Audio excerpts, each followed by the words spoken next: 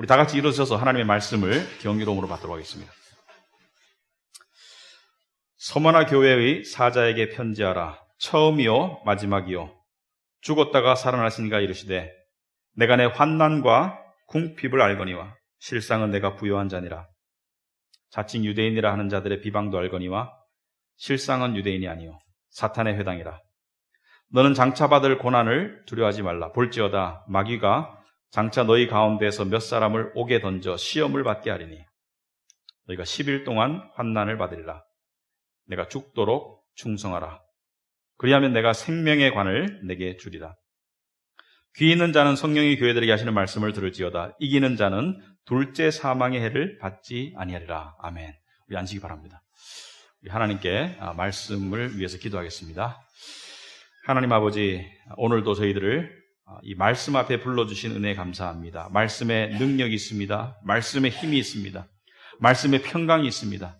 말씀에는 우리가 도달할 수 없는 그러한 지혜가 있고 또 우리가 받을 수 없는 그러한 힘이 있고 또 더 나아가서 우리가 인간의 눈으로는 도저히 볼 수 없는 소망이 담겨 있음을 다시 한번 저희가 고백합니다. 아버지, 그러한 것들을 이 시간 하늘문을 여셔서 우리에게 베풀어 주시옵시고 좀 전에 우리가 대표 기도했던 것처럼 우리 삶 가운데 여러 가지 문제들 속에서 그 문제들 속에서 우리가 어떻게 이기고 승리하고 또 나아갈 수 있는지 그러한 비결을 알 수 있도록 하옵시고 특별히 교회를 향하신 주님의 음성, 주님의 말씀을 우리가 귀담아 들을 수 있도록 하옵소서.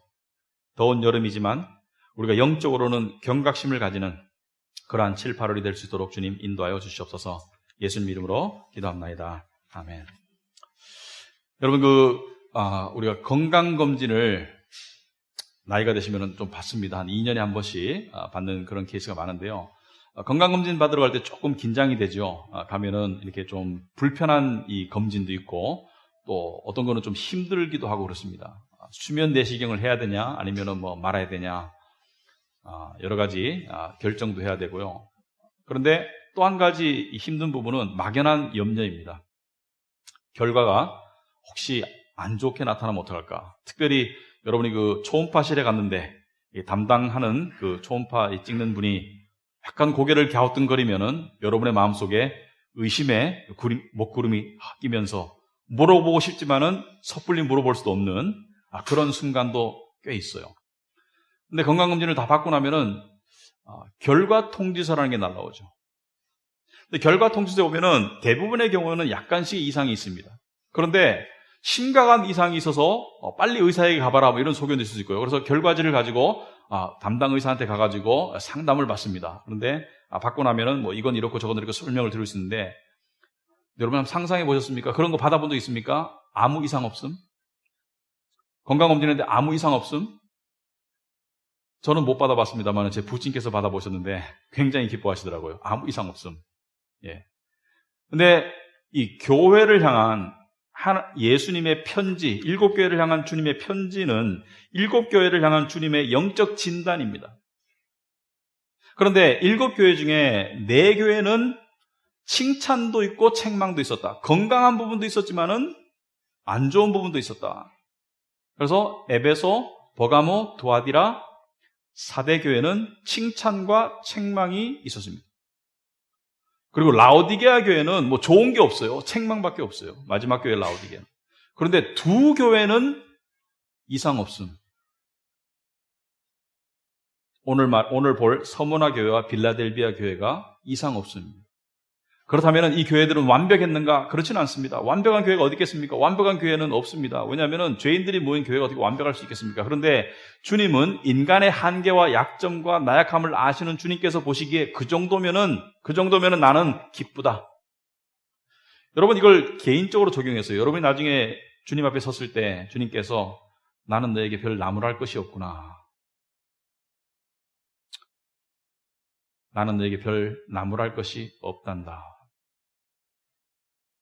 굉장히 영광스러울 것 같아요. 굉장히 영광스러울 것 같아요. 그러면은 서머나 교회는 과연 어떤 교회였길래 주님의 책망이 없고 칭찬만 있었나? 오늘날 우리가 생각하는 최적화된 신앙생활과 교회와 서머나 교회와는 닮은 점이 있는가 아니면 차이점이 극명한가 살펴봐야 되겠습니다. 자, 서머나라는 도시는 이 반모섬, 지금 요한이 계시록을 받은 반모섬, 그리스와 로마의 이 남동쪽에 있는 반모섬에서 오른쪽, 그러니까 소아시아 반도의 서쪽 해안가에 있는 도시가 서머나 교회입니다. 서머나입니다. 그래서 에베소도 항구 도시이고, 에베소에서 북쪽으로 100km 정도 가면은 서머나도 항구 도시이고, 에베소, 서머나, 버가모, 도아디라, 사데, 빌라델비아, 라오디게아 교회가 시계 방향으로 소아시아, 지금의 터키에 위치해 있는데, 서머나라는 곳은 에베소와 마찬가지로 항구 도시이고 상업 중심지입니다. 그리고 유적을 통해서 알아본 결과 서머나는 상당히 계획된 도시여서 그 안에 체육관도 있었고 도서관도 있었고 잘 포장된 도로도 있었고 상당히 문명이 발달한 도시고 인구는 한 수십만 명 정도로 추정이 됩니다. 여러분 그 일리아드와 오디세이 읽어본 사람은 없지만 호모가 썼다는 것은 우리가 시험치기 위해서 배웠죠. 그죠? 인류의 최초의 서사시 일리아드와 오디세이 배워봤죠? 기원전 한 800년쯤에 살았던 그 호모의 신전이 있던 곳이 서머나입니다. 그러니까 굉장히 유서 깊은 곳이에요. 그런데 또 다른 특징이 있습니다. 어떤 특징이냐? 서머나는 사람들이 서머나의 사람들의 특성이 굉장히 충성스럽고 신실해요. 그래서 로마 시대에 서머나 사람 같다라는 속담이 있습니다. 저 사람은 서머나 사람 같아. 그러면 충성심이 높고 그다음에 신실하다, 믿을만하다 이런 뜻입니다. 서머나 사람. 여러분 우리는요 이럴 때 이렇게 생각할 때가 있어요. 예수 안 믿는 사람은 나쁜 사람, 예수 믿는 사람은 착한 사람. 그렇지 않죠. 하나님의 일반 은혜 아래서 하나님이 주시는 형상을 예수 안 믿더라도 그 일반 은혜 속에서 간직한 착한 사람들이 있습니다. 그런 사람들은 겉으로 보기에, 인간적으로 보기에 예수 믿는 사람보다 더 착할 수가 있고요. 예수 믿기 전에 좀 나쁜 사람, 세상적으로 좀 악한 사람, 좀 예의 범절이 없는 사람은 예수 믿는다고 하루아침에 사람이 180도로 바뀌지는 않아요. 그죠? 그러므로 제가 예수 믿지만 동네에 살다 보면은 저 사람은 예수 안 믿는 것 같은데 저보다 더 친절하고 저보다 더 인내심이 많은 것 같은 사람 볼 수 있습니다. 구원은 행위로 받는 것이 아니니까. 물론 예수 믿게 되면 성화라는 과정을 거치지만, 자, 서머나 사람은 원래 천성이 일반적으로 충성심이 높고 신실한 사람이었다. 그래서 이 서머나. 자, 그런데 이 서머나 교회에 이 주님께서 8절에 이렇게 말씀하세요. 서머나 교회의 사자에게 편지하라. 처음이요 마지막이요 죽었다가 살아나신 이가 이르시되. 여러분, 예수님께서 7교회를 예수님이 다 편지를 보내셨지만은 당신을 소개하는 방법이 내용이 다 다릅니다. 지난주에 에베소 교회를 향해서 예수님께서 소개한 것과 7 촛대와 7 별을 손에 쥐시고 7 금촛대 사이를 거니시는 이라는 그 소개하는 방식과 오늘 소개하는 내용이 달라요. 오늘은 처음이요 마지막이고 죽었다가 살았다 이렇게 소개를 하십니다. 왜냐하면 주님께서 당신을 소개하시는 그 내용과 이 교회의 상황과 밀접한 관계가 있는 거예요. 그러니까 서머나 교회를 향해서 주님께서 당신을 소개하시는 이 방법, 이 내용과 서머나 교회의 상황과 밀접한 관계가 있습니다. 왜냐? 서머나 교회는 성도들이 죽습니다. 10절에 보시면은 네가 죽도록 충성하라 이렇게 되어 있어요.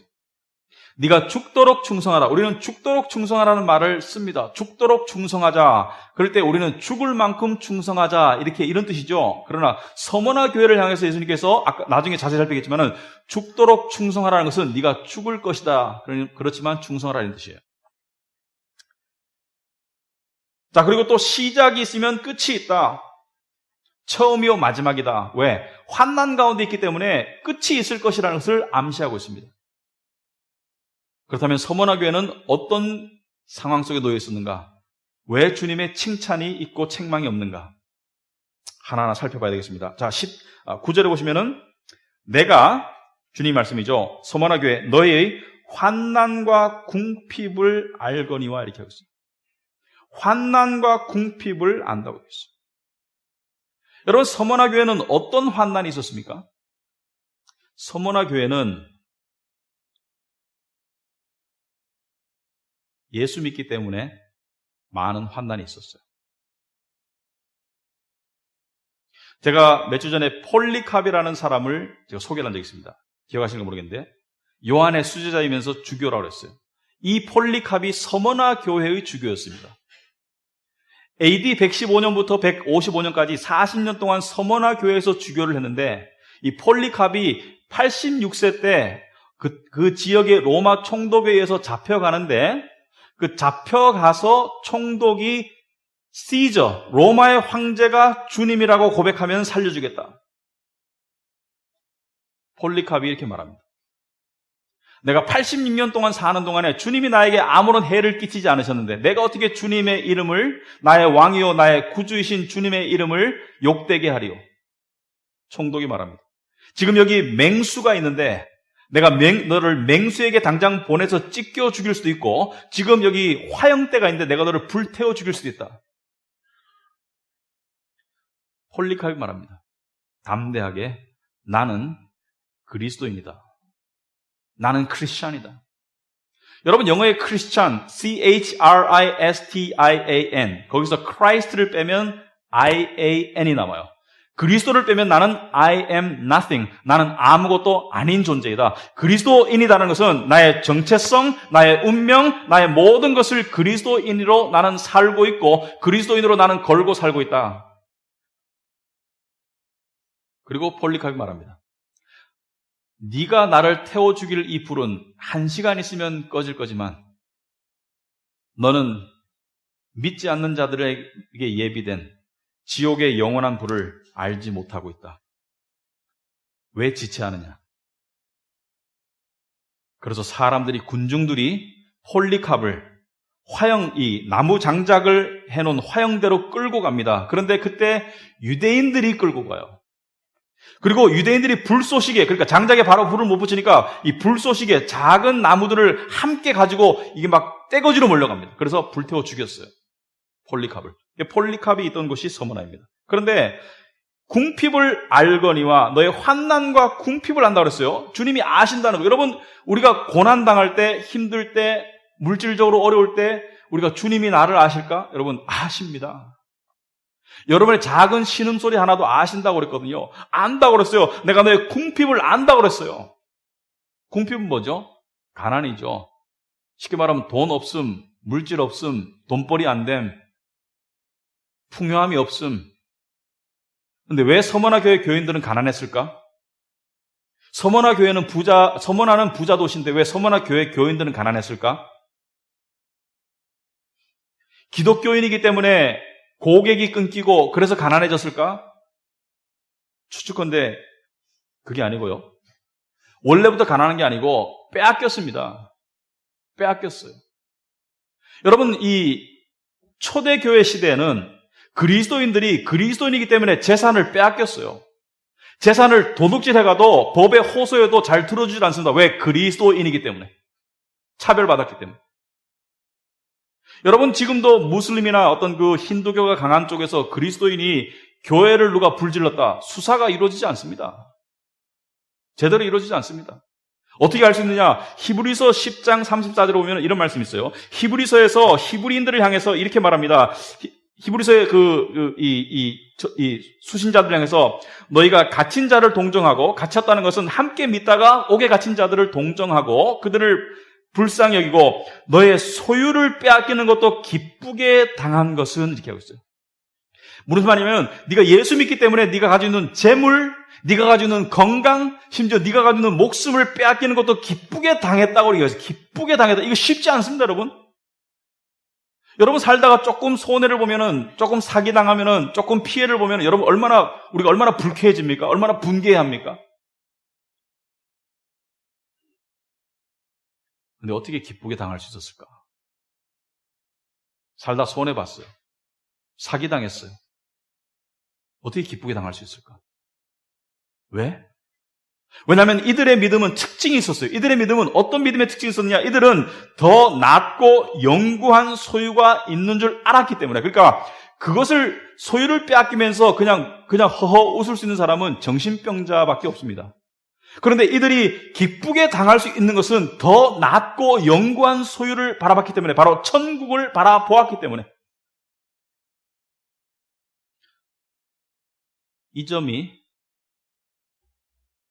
예수님께서 서머나 교회를 칭찬하시는 점입니다. 인간적으로 봐서는 가난하고 소수의 성도들이 모인 교회입니다. 소위 요즘 말로 말하면은 자기 건물도 없고 예산도 적고 그냥 세상적으로 봐서 신분적으로 봐서 그렇게 잘 나가는 사람도 없고 그냥 별 볼 일 없는, 세상적으로 별 볼 일 없는 사람들이 모인 그런 교회예요. 그런데 주님은 이 교회를 향해서 이렇게 말합니다. 네가 궁핍을 알거니, 네가 가난한 줄 알지만 너는 부유한 자라고 해서, 내가 부유한 자라, 너는 가난한 것 같이 보이지만 내 눈에 보기에는 너는 부자라는 거예요. 여러분, 내 눈에 보기에는 부자라는 거예요. 무슨 말입니까? 물질적으로, 육신적으로는 가난해요. 힘 없습니다. 하지만 주님의 눈으로 보시기에는 영적인 부여함이 있다는 거예요. 믿음적인 풍요함이 있다는 겁니다. 그러니까 외모를 보시지 않은 주님께서, 그 내면을 보시는 주님께서 봤을 때는 서머나 교회, 야, 너네들 가난하지? 너네들 궁핍하지? 너네들 환난 가운데 있지? 힘없지? 백 없지? 하지만 내가 보기엔 너넨 부자야. 주님의 평가는 인간의 눈의 평가와 다른 것이죠. 달라요.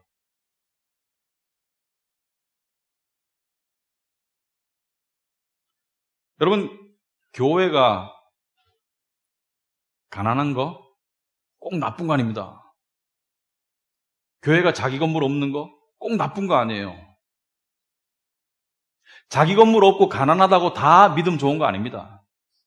하지만 하나님께서 어떤 교회는 가난하게 냅두어 둘 수 있습니다. 어떤 교회는 힘없게 내버려 둘 수 있습니다. 왜? 주님께서는 우리의 믿음의 성숙과 믿음의 성장을 위해서 그런 상황에 놓아둘 수가 있습니다. 우리에게 개인적으로 물질적인 힘듦이나 육신적인 질병을 허락하실 때가 있는 거예요. 왜? 우리의 믿음을 연단하기 위해서. 왜냐하면 주님이 보시기에는 이 세상의 일시적인 풍요와 이 세상의 일시적인 어떤 그런 것보다는 믿음이 더 크기 때문이죠. 자식이 이유 없이 쓸데없이 고난당하는 것을 즐기는 부모는 없습니다. 하나님은 절대로 손해나는 장사하지 않습니다. 지금 이 땅에서의 고난의 가벼운 것이 장차올 영광의 중요한 것을 이루어감이라. 그러니까 결국에는 주님이 가져가고자 하는 믿음은 뭐예요? 상황에도 불구하고 하나님을 바라보는, 천국을 바라보는, 영생을 바라보는 그 믿음에 이르도록 원하는 거예요.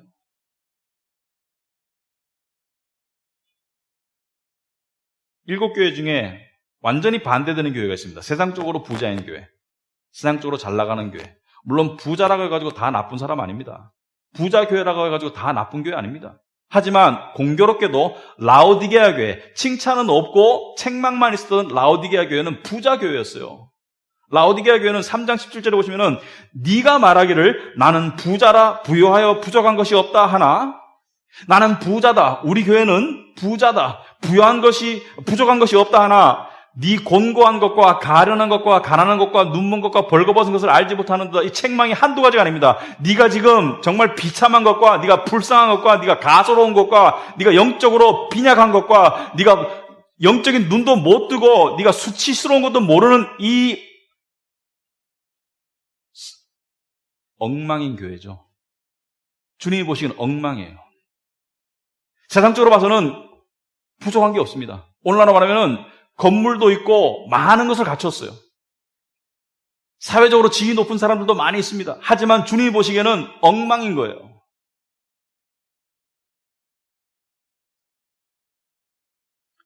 여러분, 저는 두 가지 오류가 있다고 생각합니다. 가난하기 때문에 또는 가난한 교회이기 때문에 힘없고 우울하고 그리고 스스로를 뭐라고 할까요?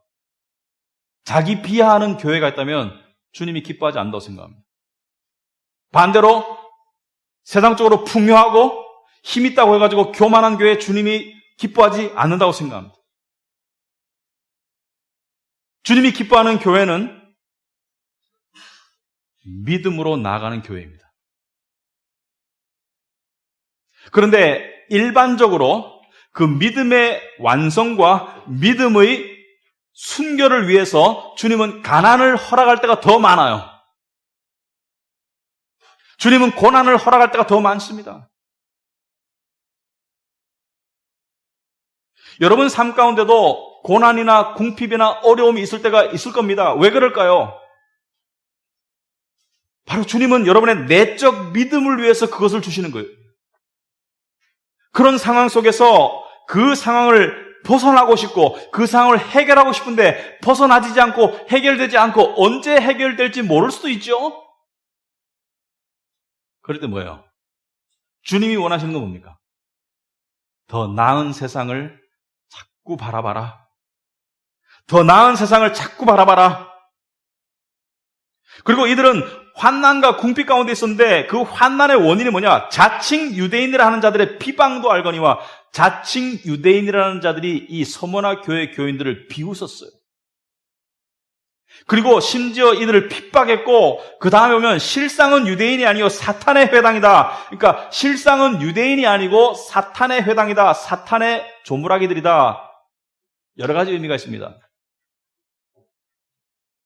여러분 사탄이 마귀가 교회나 교인들을 괴롭힐 때 물론 영적으로 직접 괴롭힐 수도 있습니다만은 거짓 선생, 핍박 또는 거짓 가르침 누구를 통해서 옵니까? 바로 사람을 통해서 오지 않습니까? 사람을 통해서 사탄의 하수인들을 통해서 하나님의 백성들을 괴롭히지 않습니까? 마찬가지로 유대인들은 사탄에게 쓰임받았다는 거예요. 사탄에게 쓰임받아서 서머나 교회를 괴롭힌 것입니다.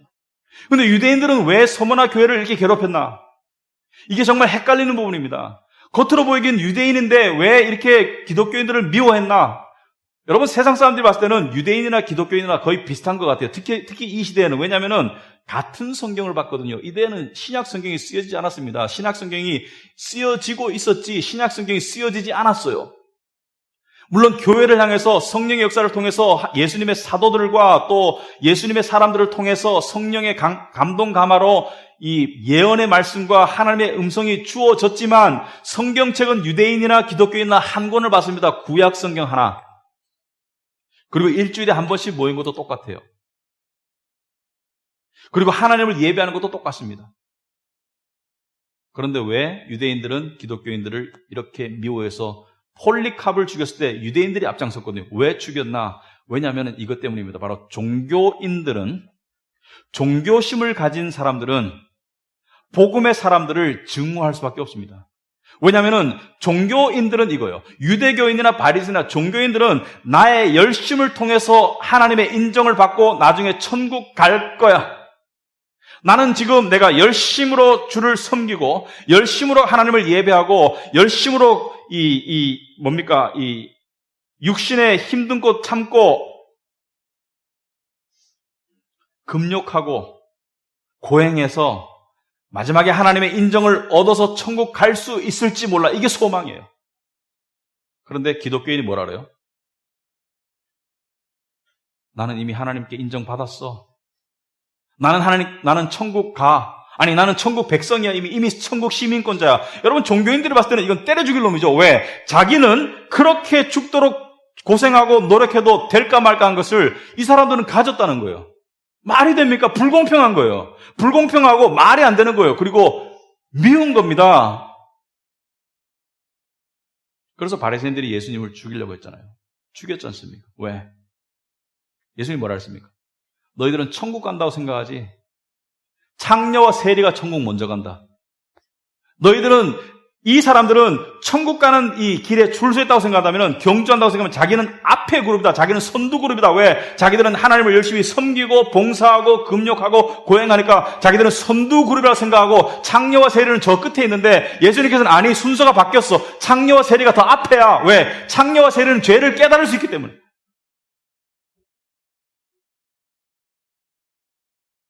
나는 종교인들을 부르러 온 게 아니야. 나는 죄인을 부르러 왔어.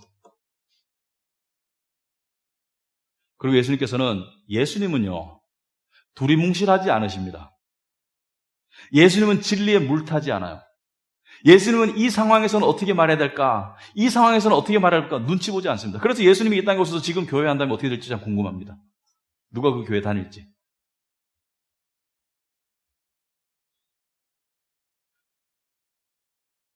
이걸 대화를 해봤었어요, 옛날에. 신학교 다니는 사람들하고. 예수님이 오셔서 교회를 한다면 그 교회는 절대로 큰 교회가 될 수가 없습니다. 그렇다고 작은 교회를 정당화하기 위함이 아니라 예수님은 인기가 없었습니다. 대중들에게. 예수님은 자기를 믿으려고 온 유대인들에게 이렇게 말씀하셨어요. 요한복음 8장에서 진리를 알아라. 진리를 알면 진리가 너희를 자유롭게 할 것이다. 이 사람들이 듣고 기분 나쁩니다. 왜? 우리는 종이 아니고 우리는 아브라함의 자손인데 뭔 소리를 하십니까? 예수님 말씀하세요. 너희는 사탄 마귀의 자식들이다. 아니 자기의 설교를 들어왔는데 어느 설교자가 너희는 사탄 마귀의 자식들이라고 말하겠습니까? 요한복음 8장 44절에 너희는 너희 아비 마귀에게서 났으니 너희 아비의 욕심대로 너희도 행하고자 하느니라. 그는 처음부터 살인한 자요 진리가 그 속에 없으므로 진리가 서지 못하고 거짓을 말할 때마다 제 것으로 말하나니 이는 그가 거짓말쟁이요 거짓의 아비가 되었음이라. 사탄 마귀는 거짓말쟁이고 너희는 마귀에게서 났으니 너희 아버지가 마귀다. 너희 아버지가 마귀다. 이건 뭐예요? 너도 마귀 새끼라는 거예요. 너도 마귀 새끼고 너도 거짓말하는 자들이라는 거예요. 겉으로 볼 때는 유대인이나 기독교인이나 같은 성경을 썼고 일주일에 한 번씩 예배드렸고 사회 속에서는 착하게 살으려고 노력했을 것이고 하나님을 향해서는 정성을 쏟으려고 노력했을 것이고 그렇지만 주님이 보기에는 하나는 마귀 새끼고 하나는 하나님의 백성입니다. 왜? 영적인 진리는요. 겉으로 보기에 99% 같아도 핵심 하나가 틀리면 완전히 다른 거예요. 우린 교회 다니면서 이렇게 생각합니다. 두리뭉실하게 생각해요. 교회 다니면서. 같이 교회 다니고 대충 이렇게 같이 하면 거의 비슷한 데 가겠지. 천만의 말씀. 그건 제 이야기가 아니고 성경 말씀에는요, 진리 얘기는 좁아요. 진리 얘기는 정확해요. 진리 얘기는 하나밖에 없어요. 여러분, 천국이라는 보물이 있는데 거기에 키가 있다고 칩시다. 그런데 그 키가 대충 아무거나 꽂으면 열릴 것 같아요? 천만의 말씀. 진리만 열릴 수 있는, 진리의 키만 열릴 수 있는 게 천국입니다. 좁은 거예요. 대충 아무렇게나 그냥 모태신앙이고 그냥 교회 다니고 하면 구원받는 게 아닙니다. 종교의 삶, 율법의 삶과 복음의 삶은 겉으로 비슷해 보여요. 같이 교회 다니고 같이 열심히 되고 같이 착하게 살려고 하는데 그러나 주님이 보시기에는 하나는 흙이고 하나는 백입니다. 하나는 동쪽이고 하나는 서쪽이에요. 하나는 하늘이고 하나는 땅입니다. 완전히 반대 방향이에요. 그걸 아는 사람은 진리를 깨우친 사람만이 알 수 있습니다. 왜? 다이아몬드가 두 개 있습니다. 하나는 가짜고 하나는 진짜예요. 근데 가짜가 너무나 진짜 같아서 이 가짜가 진짜라고 생각하는 사람이 너무 많아. 근데 진짜가 진짜인 줄 깨달은 사람은 이게 가짜인 줄 알지만 가짜가 진짜인 줄 아는 사람은 진짜도 가짜처럼 보이고 가짜도 진짜처럼 보이게 되어 있습니다. 유대인들은 사탄의 쓰임을 받습니다. 그래서 10절에 보니까 너는 장차 받을 고난을 두려워하지 말라. 여러분, 좀 솔직하게 봅시다. 고난이 그리스도인에게 있습니까? 당연히 있습니까? 서문화 교회, 지금 칭찬받는 교회, 예수님께서 고난을 받을지도 몰라? 또는 고난이 없었으면 좋겠어? 네 삶이 그냥 편안했으면 좋겠어? 이렇게 말씀 안 하시고요. 너는 장차 고난을 받을 것이다. 우리 헷갈리지 맙시다. 우리 진리에 관한하는 헷갈리지 맙시다. 고난을 받을 것이다. 예수 믿는 사람은 고난을 받을 것이다. 예수님께서 사랑하시는 제자들에게 요한복음 16장 33절에 천국 가시기 전에, 십자가 가시기 전에 이렇게 말씀하셨어요. 이것을 너에게 이르는 것은 너희로 내 안에서 평안을 누리게 하려 함이라. 세상에서는 너희가 환난을 당하나 담대하라. 내가 세상을 이기었노라. 여기서 환난을 당할 수 있으나 안 했습니다. 환난을 당할 것이다라고 얘기했습니다. 평안은 약속하셨어요. 환난 가운데 평안은 약속하셨어요. 믿음으로 승리하는 자에게 평안을 줄 것이다 하지만 환난 없는 인생은 약속한 적이 없습니다. 몸만 아프고 평안한 인생은 약속한 적이 없습니다. 예수 믿기 때문에 더 잘 살 것이다. 예수 믿기 때문에 더 편할 것이다. 예수 믿기 때문에 더 건강한 것이다. 약속한 적이 없어요.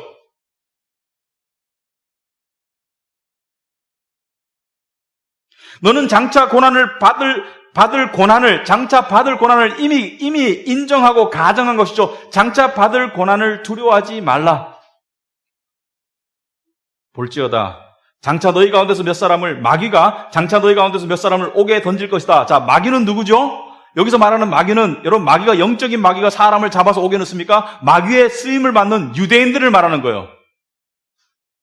한 하나님을 믿는다고 하지만, 한 구약을 읽지만 율법주의적인 그런 종교적인 사람들이 너희를 감옥에 집어넣을 것이다. 왜? 너희가 미워서, 증오스러워서.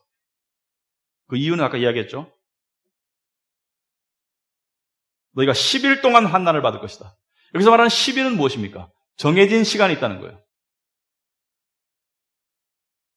감옥에 들어가가지고 갇히고 고통당하고 회유당하고 핍박당하는 정해진 시간, 하나님이 정해진 시간이 있을 것이다. 그런데 그 10일 동안 어떻게 하라고요? 10일 동안 환난을 받으리라. 받을지도 모른다. 10일 동안 받으리라. 네가 죽도록 충성하라. 이게 주님의 명령입니다. 네가 죽도록 충성하라. 이 말은요, 그냥 죽을 힘을 다해서 견디라든지, 아니면은 네가 고난을 당하지만은 죽을 각오로 견디라든지, 아니 그게 아니고요. 죽을 거야.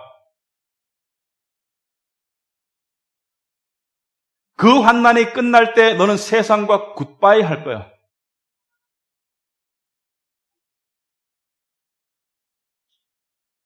그 충성하라는 뭐예요? 죽을 건데 그 믿음 변치 말거라. 나에게 신실하게 남아있거라.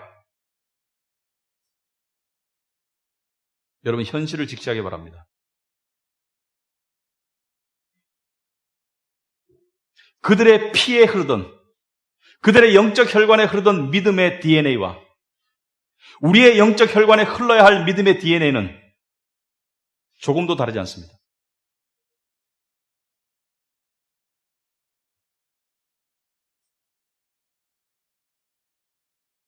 우리는 순교할 가망은 거의 없습니다. 현재 상태로.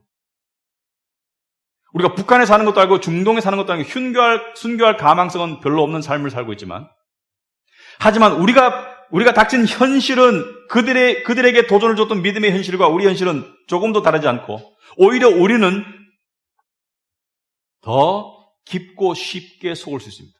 뭐냐? 우리는 마치 미지근한 물에 갇힌 개구리 같아요. 서서히 익어가서 죽어가는. 여러분, 세상은 우리를 향해서 어떻게 회유하고 협박합니까? 응? 나를 추구해라. 돈 없으면 죽는다? 인정 못 받으면 죽어? 건강이 제일이야?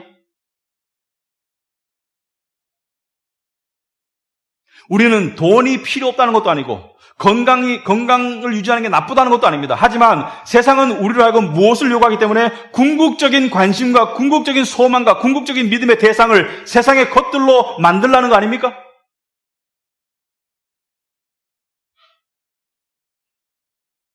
그러면 져요. 그러면 세상에 노예되는 거예요. 그럼 평강 없는 거예요.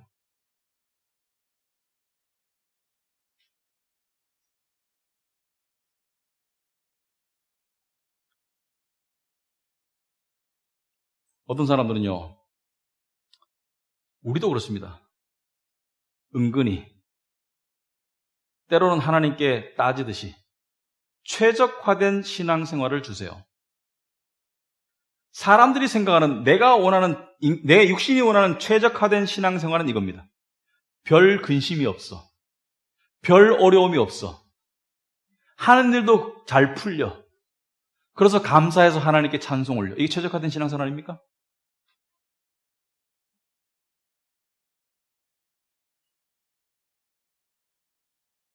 서머나 교회를 향한 예수님의 음성을 보면 그 최적화된 신앙생활은 믿음을 죽이는 길입니다.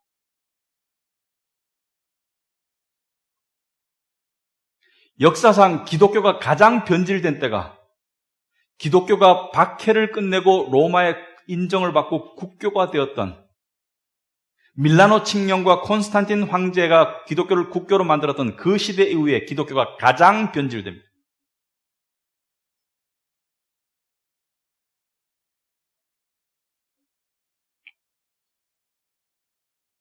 네가 죽도록 충성해라. 요한계시록 12장 1절 오시면은 12장 11절 오시면은 우리 형제들이 어린 양의 피와 자기들이 증언하는 말씀으로서 그를 이겼으니 그는 누구예요? 세상과 마귀를 이겼으니 이겼다는 거예요. 이길 수 있는 길이 뭡니까, 여러분? 세상의 유혹과 세상의 협박과 세상의 핍박을 이길 수 있는 길이 뭐죠? 그것은 바로 죽기까지 자기들의 생명을 아끼지 아니한 믿음이에요.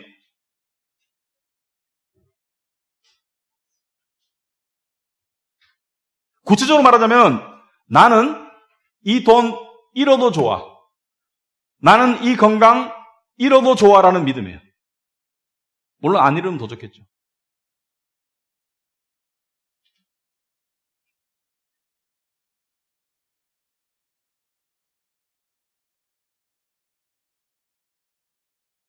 히브리서에 보면은 주님의 약속이 있습니다. 히브리서 11장에 보면은 믿음으로 살았던 사람들의 이야기가 기록되어 있어요.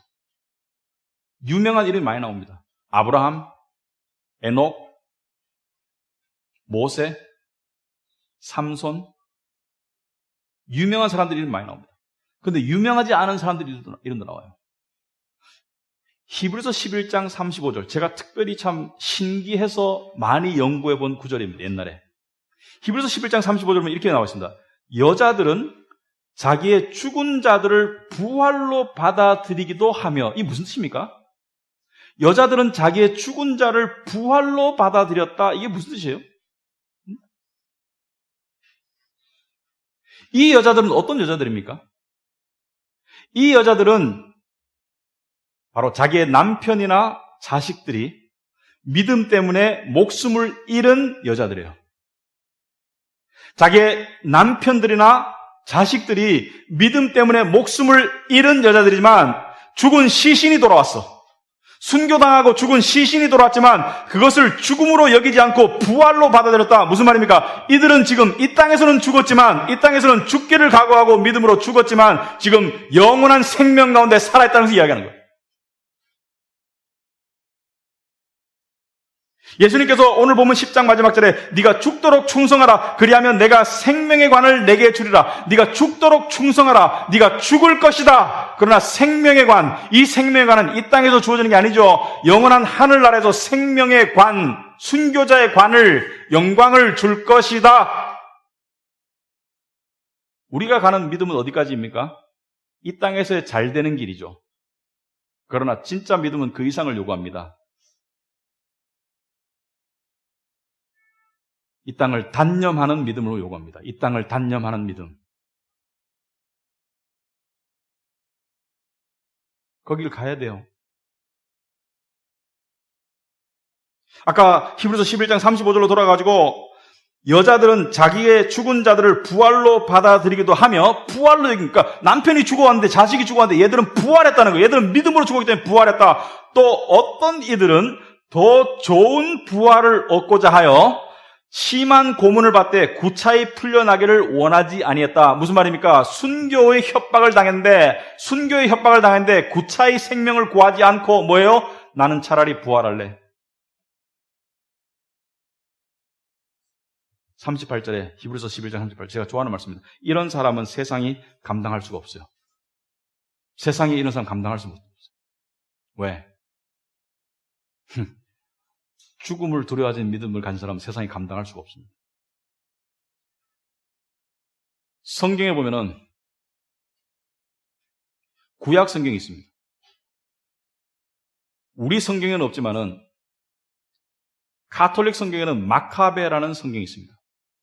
성경이 아닙니다. 역사책인데 나중에 집어넣은 거예요. 그러니까 성경은 아니지만 역사적인 기록이고 비교적 정확합니다.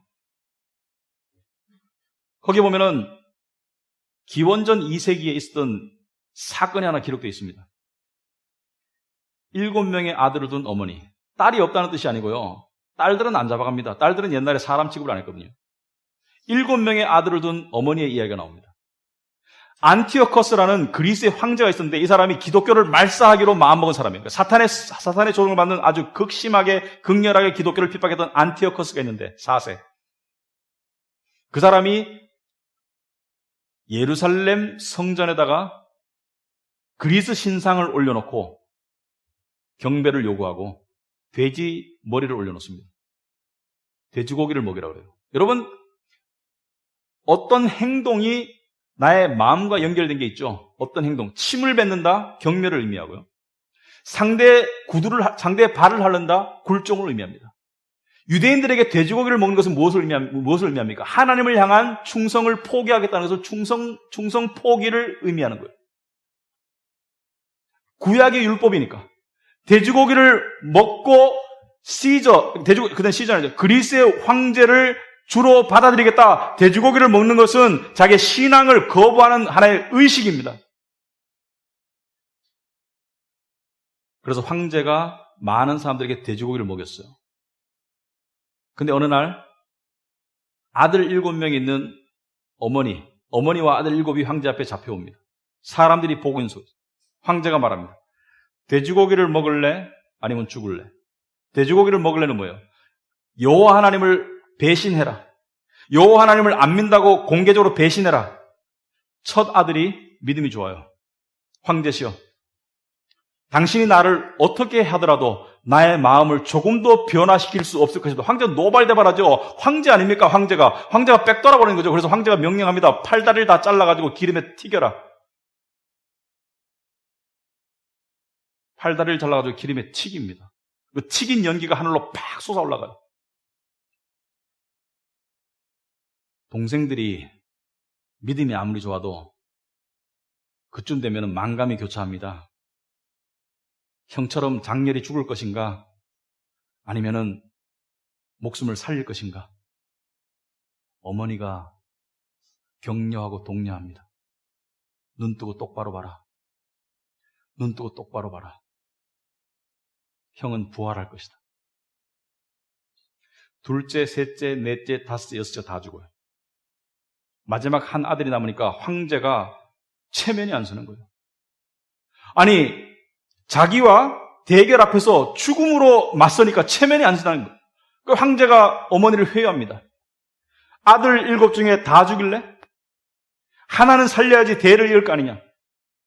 네가 아들을 회유하면 내가 재산도 주고 명예도 주고 잘 살도록 해주마. 왕의 말은 사실입니다. 많은 사람들이 보는 앞에서 왕이 공표했습니다. 네가 아들을 설득해라. 어머니가 아들에게 히브리 말로 이야기합니다. 황제가 못 알아듣죠. 물론 두 말을 다 할 줄 압니다. 헬라어도 할 줄 알고. 어머니가 이렇게 말합니다. 내 아들아, 내가 너를 10달 배 아파서 낳았다. 그리고 너에게 여호와 하나님을 내가 가르쳐왔다. 아들아, 부활해서 만나자. 부활해서 만나자. 아들이 어머니의 말에 용기를 얻습니다. 그리고 황제를 향해서 말합니다.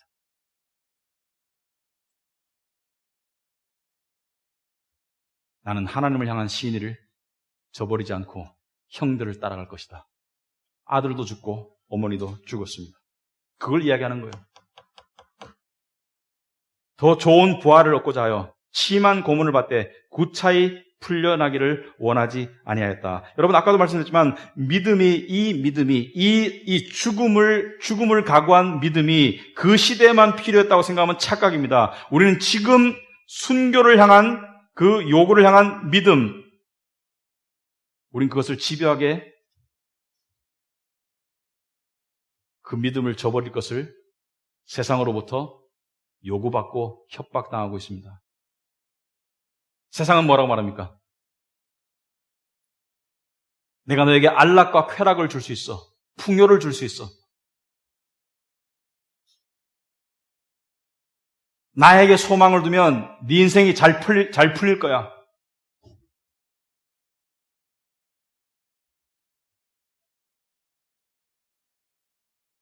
그때나 지금이나 믿음의 요구는 마찬가지입니다.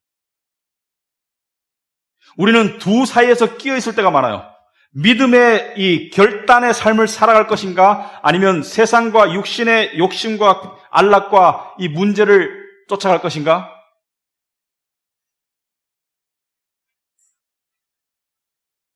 어렵죠. 어렵지 않습니까? 저도 어렵습니다. 쉽다고 말한 적 없습니다. 하지만 답은 하나요.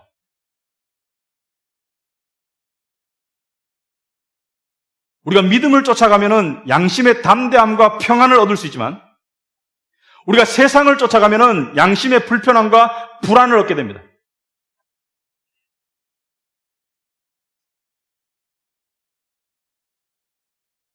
우리는 그 사이에서 어정쩡한 모습으로 살아갈 때가 많지만 하나님은 말씀하십니다. 결단해라.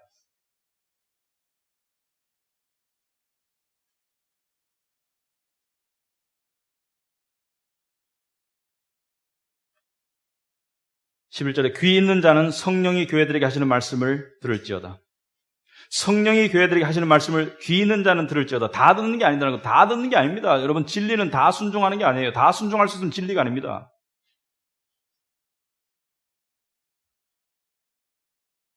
이기는 자는 둘째 사망의 해를 받지 아니하리라. 이기는 자는 뭐예요? 이 믿음이 타협된 세상, 이 혼탁한 세상 속에서 이기는 자, 그 자에게는 둘째 사망의 해를 받지 아니라. 둘째 사망은 뭡니까, 여러분? 둘째 사망은 요한계시록 20장에 자세히 나와 있습니다. 둘째 사망은 이겁니다. 여러분, 우리가 사망을 말할 때 첫째 사망은 이 세상에서 죽는 거예요.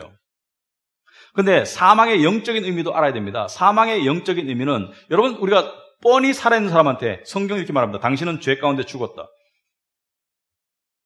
뻔히 살아있는 자연인들에게 당신은 죄 가운데 죽었다. 여기서 말하는 죽음은 무엇이죠? 하나님으로부터 분리를 말합니다. 하나님으로부터 분리가 죽음이고 영생은 영원히 사는 것이 아니라 영생은 하나님과 합해지는 거예요. 그래서 예수님께서 요한복음 17장 3절에서 영생은 곧 유일하신 참 하나님과 그의 보내신 자 예수 그리스도를 아는 것이 영생이다. 영생은 하나님을 아는 거예요. 그러면 둘째 사망은 뭐냐? 둘째 사망은 첫째 사망 상태, 영적인 죽음 상태, 자연인 상태, 살아있는 상태에서는 하나님을 믿을 수 있는 가망이 있습니다. 하지만 둘째 사망은 하나님으로부터 영원히 분리된 지옥을 말합니다. 거기에서는 살아날 가망이 없어요. 요한계시록 20장 14절에 사망과 음부도 불못에 던져지니 이것은 둘째 사망이라 곧 불못이라. 불못은 지옥을 말하는 거예요. 누군지 생명책에 기록되지 못한 자는 불못에 던져질 것이다. 여러분, 결론적으로 오늘 본문을 통해서 우리에게 주시는 메시지는 하나입니다. 서머나 교회는 왜 칭찬받았습니까? 서머나 교회는요, 능력 있는 교회가 아닙니다, 세상적으로. 서머나 교회는 화려한 교회가 아닙니다. 서머나 교회는 어떤 무슨 프로그램이 많은 교회가 아닙니다. 서머나 교회는 한 개밖에 없습니다. 죽도록 충성하는 믿음밖에 없습니다. 그러나 그 죽도록 충성하는 믿음 하나 때문에 다른 모든 결점과 약점들이 가려지는 거예요. 왜? 주님이 원하시는 게 그거예요.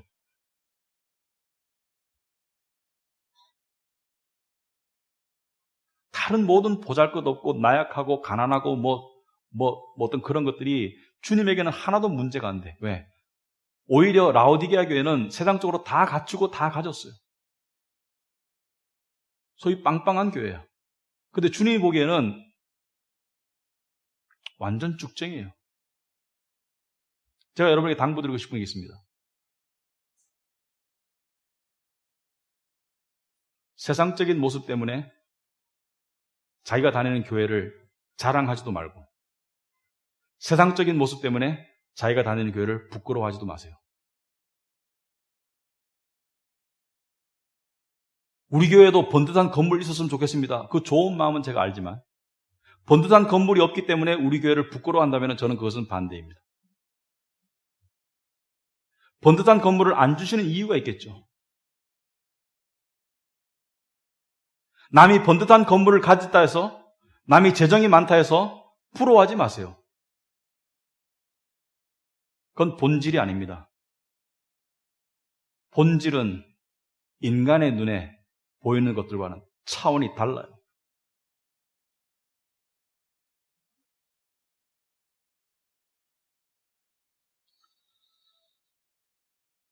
우리는 믿음이 하나님이 기뻐하시는 믿음을 가지는 사람들이 되길 원합니다. 여러분, 우리가 이런 말 하죠. 저 사람 믿음이 좋아. 그런 말 하지 않습니까? 저 사람 믿음이 참 좋아. 그럴 때 우리가 의미하는 건 뭐죠? 저 사람 착하고 봉사 잘하고 약속 잘 지키고 물론 훌륭한 믿음의 특징들이 될 수 있지만 믿음의 본질은 아닙니다. 믿음의 핵심은 이겁니다. 내가 이 세상을 다 잃더라도 예수 그리스도를 믿는 믿음 하나에 흔들리지 않는 삶이 믿음의 본질입니다. 처음에 흔들리더라도 예수를 바라보기 때문에 점점 더 견고해질 수 있는 게 믿음으로 나가는 길입니다.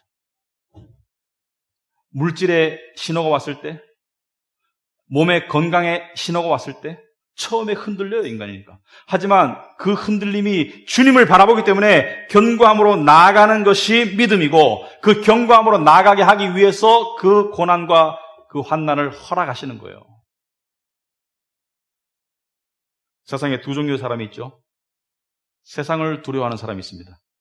세상의 인정, 세상의 가짐, 세상의 성공, 세상의 조건들을 두려워하는 사람도 있어요. 가질까봐, 못 가질까봐 두려워하고 가질까봐 안 달리는 사람이 있어요. 세상을 두려워하는 사람과 하나님을 두려워하는 사람이 있습니다. 세상을 두려워하는 사람은 파멸될 거예요.